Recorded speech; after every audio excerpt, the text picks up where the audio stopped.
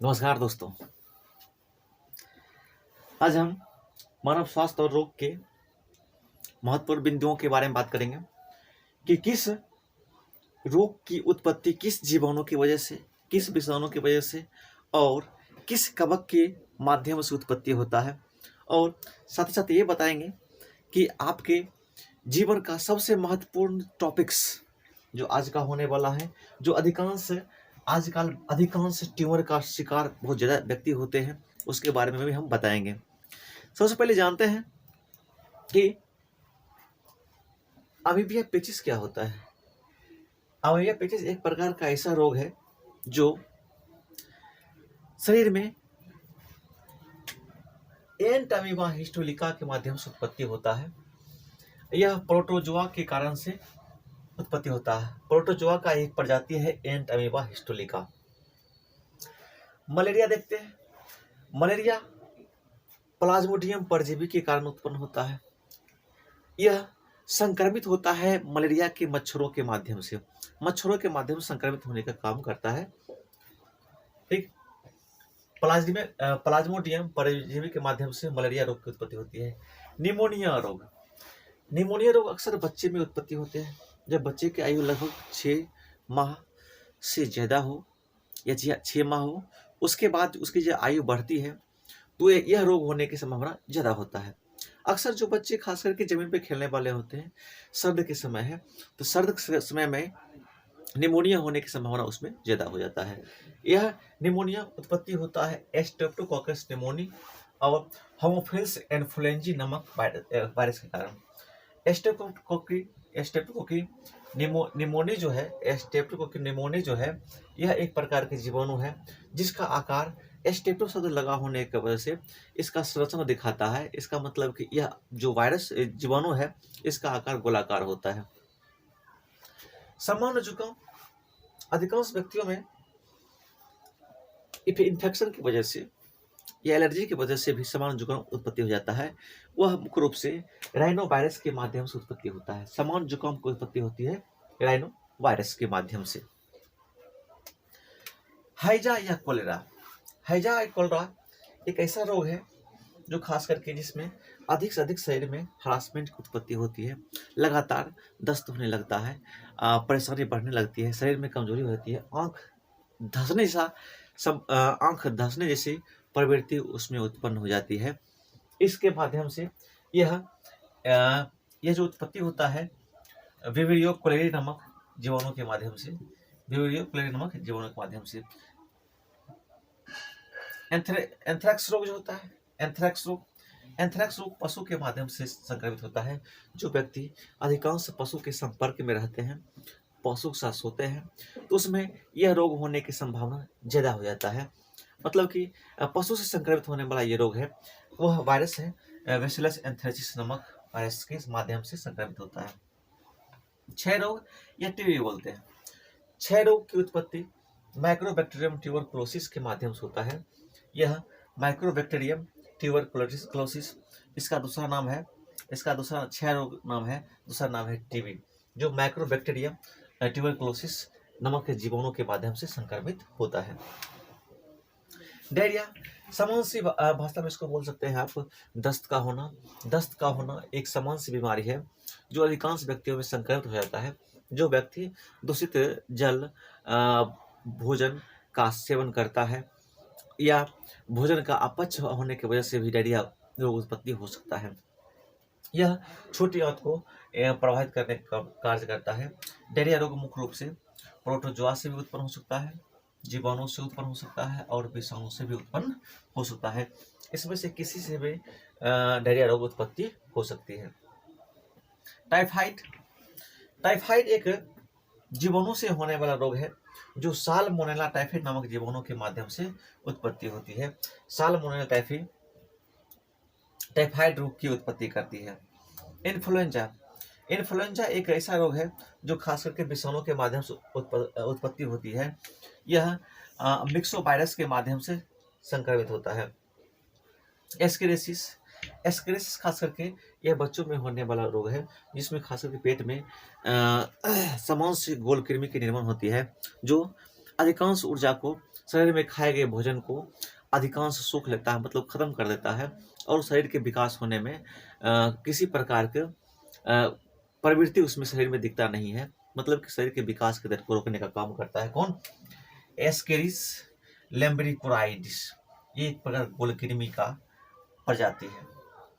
हाथी पौड़ों के ऐसा रोग है जो खास करके बुचेरिया वनक्रप्टाई नामक जीवों से उत्पत्ति होता है। इसका संक्रमण मुख्य रूप से मच्छरों के माध्यम से होता है। अगर परिवार में किसी व्यक्ति को मलेरिया रोग हो जाता है तो वह रोग दूसरे व्यक्ति को भी संक्रमित कर सकता है, काहे कि घर में मलेरिया के मच्छर तो नहीं होते हैं, लेकिन मच्छर के माध्यम से संक्रमित होने का कार्य करता है। जब संक्रमित होता है दूसरे को संक्रमित करता है, इसलिए इससे बचने के लिए प्रत्येक व्यक्ति को मच्छरदानी जैसे सामग्री का प्रयोग करनी चाहिए, ताकि मच्छर से बचा जा सके और इन सभी रोग से सुरक्षा मिल सके। दांत वर्म या रिंग वर्म बोलते हैं इसको, ट्राइकफाइन या माइक्रोएस्पोरस या एपिडर्मी फाइटस जेनरा नमक कवक के माध्यम से संक्रमित होने वाला ये रोग है जो दांत वर्म उत्पत्ति करता है। दांत वर्म मतलब क्या? एक प्रकार खुजली होता है जिससे पानी निकलने के बाद कवक की मात्रा और बढ़ जाता है, बढ़ने के बाद पूरे शरीर में नोचने लगता है। ऐसी समस्या को दूर करने के लिए अक्सर सामान्य सी भाषा में सरसों का तेल उस जगह पर लगाने के बाद कुछ देर के कंट्रोल होता है, लेकिन वो पूर्ण रूप से खत्म नहीं होता है, लेकिन उसका सही इलाज करवाने के बाद ही वो पूर्ण रूप से कंट्रोल हो पाएगा। अब मानव इतिहास का सबसे खतरनाक बीमारी एड्स के बारे में बात करते हैं। एड्स की उत्पत्ति होती है HIV से। HIV क्या है? एक प्रकार का वायरस है। इसका फुल नाम होता है ह्यूमन इम्यूनो डिफिशियंसी वायरस, जिसके माध्यम से अधिकांश शरीर में कमजोरी आ जाती है, शरीर का अधिकांश तंत्र काम करना बंद कर देता है, रक्त की कमी हो जाती है। ये सभी वायरस उत्पन्न होता है एड्स के माध्यम से। ठीक, अब जानते हैं हेपेटाइटिस क्या होता है। हेपेटाइटिस वायरस से उत्पत्ति होता है। मुख्य रूप से हेपेटाइटिस वायरस से उत्पत्ति नहीं होता है, कभी कभी लीवर की मात्रा में खराबी होने की वजह से भी ये रोग उत्पत्ति होता है। मुख्य रूप से जब कभी लीवर में बिलिरुबिन नमक पदार्थ की स्रावित मात्रा बढ़ जाता है तो हेपेटाइटिस नामक रोग उत्पत्ति होने लगता है। यह संक्रमित करता है, लीवर को संक्रमित करता है वायरस, जिसके वजह से ऐसा होता है।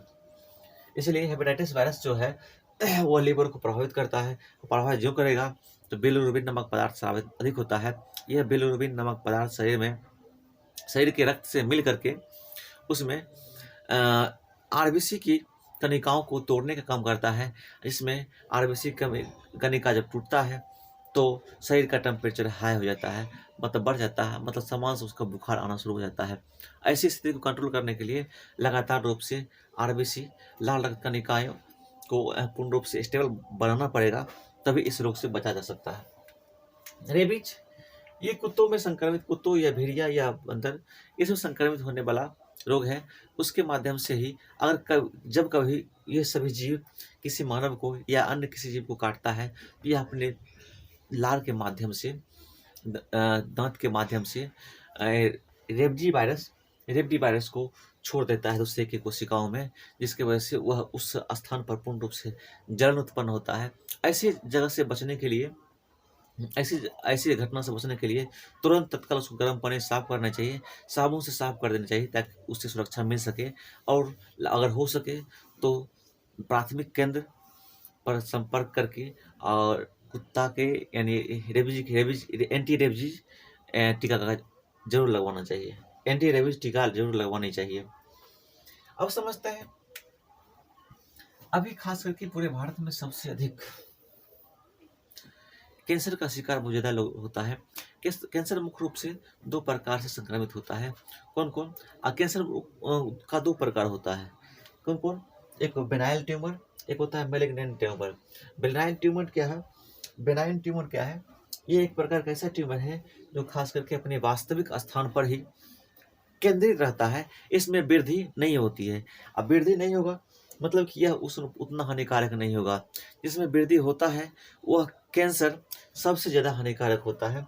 इसलिए मेलिग्नेंट ट्यूमर जो है ये बहुत तीव्र गति से वृद्धि होता है, मतलब इसमें कोशिका विभाजन बहुत फास्ट होता है, तेज होता है, जिसके वजह से यह हानिकारक होता है और अधिकांश अंगों को प्रभावित करना शुरू कर देता है। ऐसे मुख्य रूप से कैंसर अनेक प्रकार के होते हैं शरीर में। त्वचा कैंसर हो गया, त्वचा कैंसर, ब्लड कैंसर, ट्यूमर, मस्तिष्क कैंसर, ये मतलब कि किसी भी अंग का भी कैंसर हो सकता है। लंग कैंसर हो गया, मतलब ये अलग अलग प्रकार के कैंसर होते हैं, वो अधिक हानिकारक होता है, जबकि विनाइल ट्यूमर जो है वो कम हानिकारक होता है। उसमें समान सा, खासकर मस्सा जैसे हो गया, मस्सा एक जगह पर उत्पत्ति होता है, उसका वृद्धि फास्ट नहीं होता है, लेकिन उसको कंट्रोल किया जा सकता है। ठीक, अब हम ट्यूमर के अध्ययन को ऑन्कोलॉजी कहा जाता है, ट्यूमर के अध्ययन को ऑन्कोलॉजी कहा जाता है। इस प्रकार से हमने पूर्ण रूप से आज का टॉपिक पूर्ण रूप कंप्लीट किया। अगर हो सके तो आप सभी जानते होंगे, बहुत ज़्यादा जो एग्जामिनेशन में पूछे जाने वाला प्रश्न है यहाँ से पूछा जाता है, और रोग चैप्टर से बहुत ज़्यादा प्रश्न पूछा जाता है। रोग चैप्टर में एक पॉइंट है सबसे महत्वपूर्ण, जो आजकल बहुत प्रचलित है, आप नाम सुने होंगे टीका का। टीका क्या है? आज दूसरा नाम होता है वैक्सीन। वैक्सीन क्या है? ये एक प्रकार का रोग प्रतिरोधी क्षमता उत्पन्न करने के लिए लगाई जाने वाली सुई है, जिसके माध्यम से किसी भी रोग के प्रति इम्यून सिस्टम को मजबूत करता है, जो उस रोग से लड़ने की क्षमता उत्पत्ति करती है। अभी जो हाल फिलहाल कोरोना वायरस से बचने के लिए, उससे लड़ने के लिए, इम्यूनिटी सिस्टम को बढ़ाने के लिए जो वैक्सीन दिया जा रहा है, कोविशील्ड, बहुत सारा दिया हुआ है। तो इस तरह से ये जो टीका है, टीका उसी को बोलते हैं जो खास करके रोग होने से पहले सुरक्षा के लिए प्रयोग किए जाने वाले सुई को ही टीका कहा जाता है। दोस्तों, अगर वीडियो अच्छा लगे तो जरूर सब्सक्राइब करें और पूरा वीडियो देखें। हमने पूर्ण रूप से अपने एलसीसी क्लासेज और लिगेंड केमिस्ट्री क्लासेज के टेलीग्राम वेबसाइट पर केमिस्ट्री के महत्वपूर्ण क्वेश्चन को हमने पीडीएफ बारे में आज डाल देंगे, जो आपके एग्जाम की दृष्टि से इम्पोर्टेंट होगा। आप प्रयास करेंगे, आप चेक करेंगे क्या वो सभी क्वेश्चन आपको आते हैं। नहीं आते हैं तो टेलीग्राम पर अभी सभी के लिए मैसेज करने के लिए खोला जा सकता है। अब उस अपने अपने प्रॉब्लम को रख सकते हैं और उसे पूर्ण रूप से कंप्लीट कराने का हम कोशिश करेंगे। धन्यवाद।